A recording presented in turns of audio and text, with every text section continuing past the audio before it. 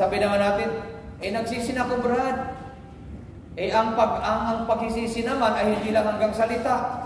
Ang pagsisisi ay ang pagbabago ng isipan. Yan ang pagsisisi, yung pagtalikod sa kasalanan. Ang una ay pagbabago ng isipan. Bakit pagbabago ng isipan? Kasi maraming taong marumi ang isip Amen ba? Pag tumitig, sabi, naku, itong may ginagawang kalokohan nito. Hindi pa naman niya nakikita kung may ginagawa, pero hinuhusgahan na sa isip. Tama ba? Amen. Kaya ang isip ng tao, kailangan magbago. Yun ang tunay na pagsisisi. Nagbabagong isip. Pangalawa, nagbabago ang puso. Yung pusong lagi mapagtanim ng galit at sama ng loob, nagbabago yan. At ang pangatlo ay yung pagbabago ng ugali. Yan ang repentance. Nang ibig sabihin, kung tayo ay magigipagliwanagan sa Panginoon at ilalatag natin ang ating mga pagkakamali sa Kanya, babaguhin natin ang ating isip, babaguhin natin ang ating puso, babaguhin natin ang ating mga ugali. At kapag yan ay nangyari, maniwala kayo, anuman ang ating hihingiin sa Diyos, kay Yahweh Shaddai, sa pangalan ni Jesus, ay ibibigay sa atin ng ating Yahweh Shaddai. Naniniwala pa kayo kay Lord? Amen. O kaya sabi ng Bible, sabi nga ng John chapter 14 verse 13, sabi dito, anumang hilingin ninyo sa Ama sa aking pangalan ay gagawin ko. Sabi ni Jesus, anumang hilingin ninyo sa Ama sa aking pangalan ay gagawin ko. Ang bait ni Lord. Kaya pag nanalig ka sa Kanya, nagtiwala ka sa Kanya, anuman ang hingiin mo kay El Shaddai sa pangalan ni Jesus ay gagawin ni Jesus.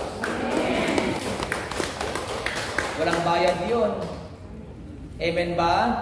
Kapag sa lupa, mayroon kang hinihingi na pabor, kailangan magbayad, lalo sa Pilipinas, malaki ang bayad. Kaya, maliit lang ang iiwan sa atin. Hindi naman dito naman siguro sa Hong Kong, wala naman atang under the table dito, na pag mayroon kang pabor na hihingiin, ay kailangan mo magbayad. Pero lahat naman ata may bayad. Amen ba? Sa mga agency ata dito, ganoon din ang nangyayari. Na kapag ka napili ka na, pag may dumating na mas gusto nila, mababago ang lahat, ay huwag kayong mag-alala. Pag ang Diyos ay kumampi sa iyo, kahit ano ang mangyari, ang Diyos ay magbibigay at magbibigay ng pagpapala sa iyo. Yan ang ating Yahweh Shaddai. Ulitin ko po, sabi ng Bible, ang hadlang sa pagpapala ng Diyos ay ang ating mga pagkakasala, mga pagkakamali, mga nagagawang hindi tama, yan ang hadlang. Ngayon, kung tayo ay naniniwala kay Jesus, aalisin natin yung hadlang. Aalisin natin yung sagabal. Amin ba?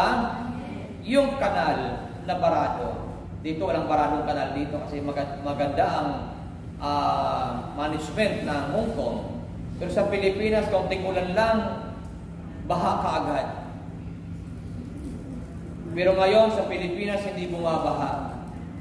Laging may nasusunog. Na sobrang init naman. Pero pag umulan naman, kaunting ulan lang, baha kaagad. Bakit? Kasi wala pa ako nakikita sa Pilipinas na kapag tag-init ay naglilinis sila ng kanal. Wala pa. Hindi katulad dito, bago magtag-ulan, naglilinis na ng mga kanal.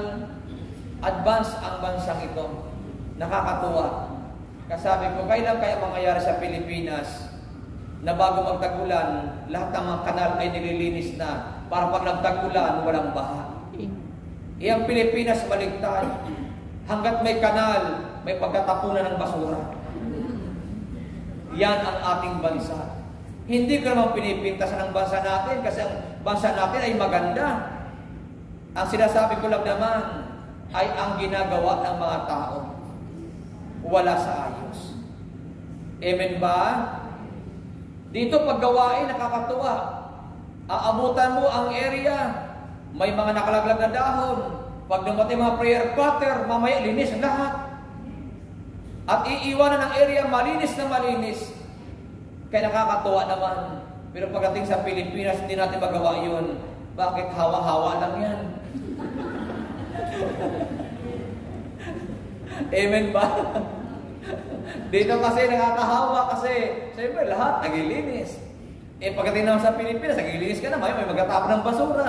Sino naman matutuwa, ano?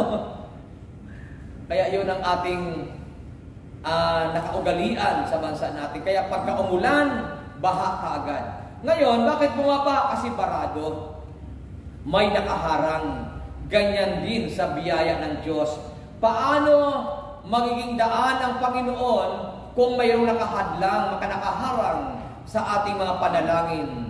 Kaya dapat, para makadiretso ang ating prayer kay God, at ito'y madala sa Panginoon, sa Diyos, kailangan yung barrier, yung harang na yun, yung hadlang na yun ay mawala. At yung hadlang na yun ay walang iba kundi ang ating mga kasalanan, ang ating mga pagkakamali. Kapag yun ay nawala, maniwala kayo, wala kang hihingiin kay El Shaddai na hindi ibibigay ni Yahweh El Shaddai.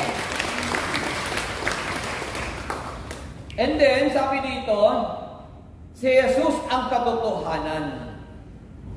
Kayo ba'y naniniwala na si Jesus ang katotohanan? Amen. Pagdating kay Jesus, walang kasinungalingan.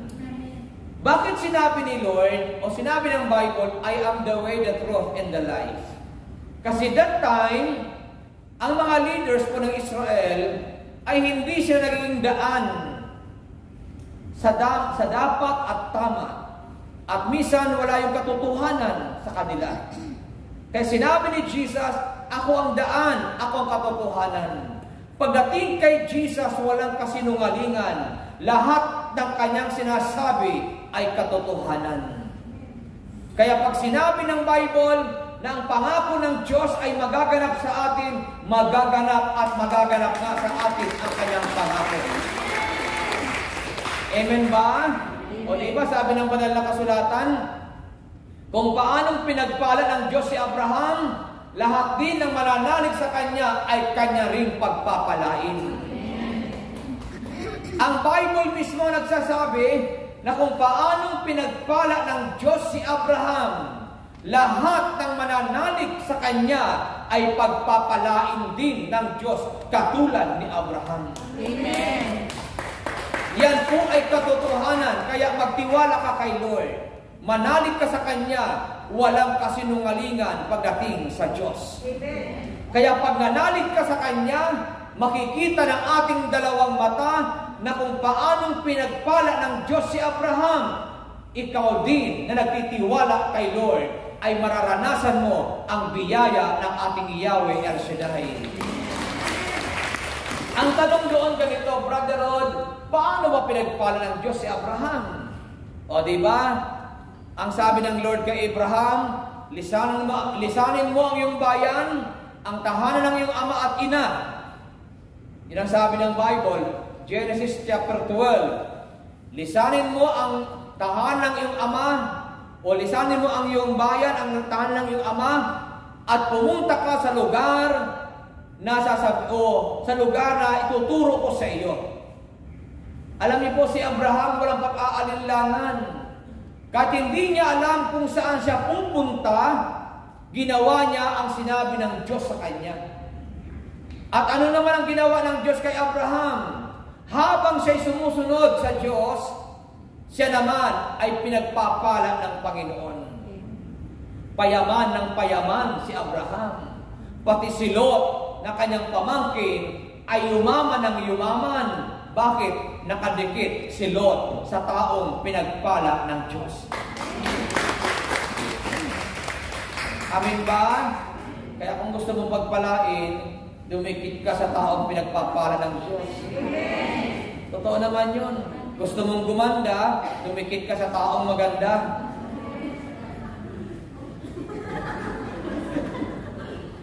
May kasabihan tayo, pag lumikit ka sa kawali, mauulingan ka.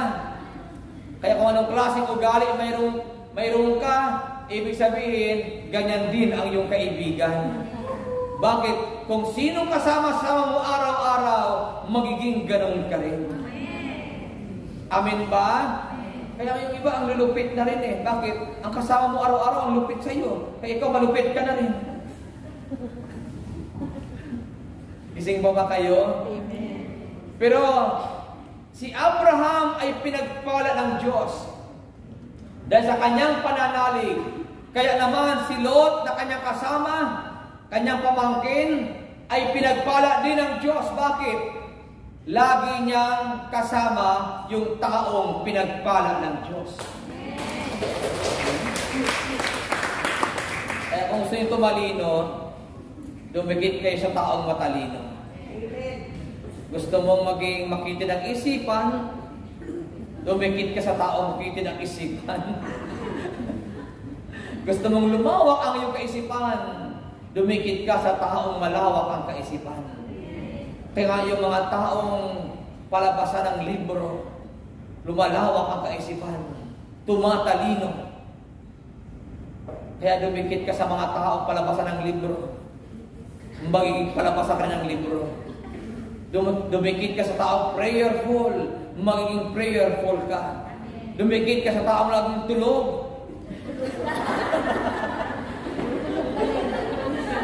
magiging tulugin ka rin. Yung bang tao na ayaw manalangin, ikaw rin ay magiging hindi na rin mapanalangin, hindi ka rin magiging madasalin. Bakit nakadikit ka sa taong ayaw magdasal? Pero dumikit ka sa taong positibo laging isip, magiging positibo ang isipan mo. Amen ba? At para tayo maging positibo, dumikit ka lagi kay Yahweh El Shaddai. Kaya mapapalad yung mga nasa gawain ng Panginoon. Amen ba? Meron tayong ka-sister, gusto na mag-break contract.